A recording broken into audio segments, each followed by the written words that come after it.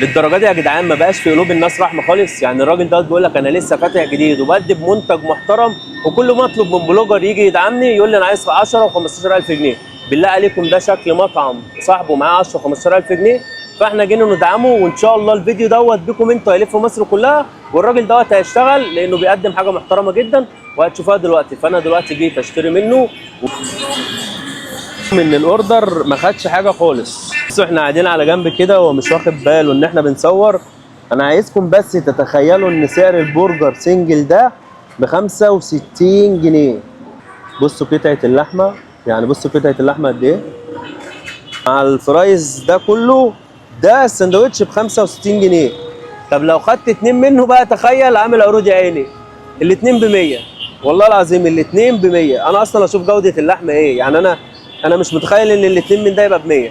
وده سندوتش التشيكن السنجل بتاعه ب 70 جنيه. ديت عامله 70 جنيه لو سنجل. لو هتاخد الاتنين مع بعض ب 125 جنيه. يعني الدنيا معاه مش احسن حاجه، وكمان عامل عروض. للناس الطيبه اللي شبهنا هم اللي بيحسوا بالناس الطيبه قسما بالله. يا لهوي والله العظيم. يعني ازاي يا جدعان المحل ده مش شغال؟ ازاي المطعم ده بجد مش شغال؟ يعني سعر وجوده وطعم بسم الله ما شاء الله. بصوا ده تاني سندوتش اللي تشيكن. سبحان الله فعلا. في ناس كتيره بتقول الدنيا ديت ارزاق، فهي ارزاق فعلا مالهاش دعوه باي حاجه.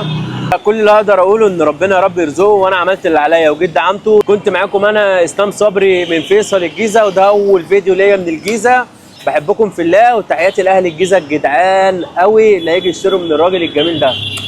ورغم ان المطعم يا جدعان برده مش شغال ومش احسن حاجه، بصوا كمان عامل عروض، والعروض اللي عاملها يا بلاش. طب عايز اقول لكم ان بره العروض اصلا دي اسعاره، ديت اسعار البيت. عنوانه هناك اهوت عند ال20 فيصل قدام التوحيد والنور وبنزينة غاز تك. هتلاقي المطعم اهو على طول.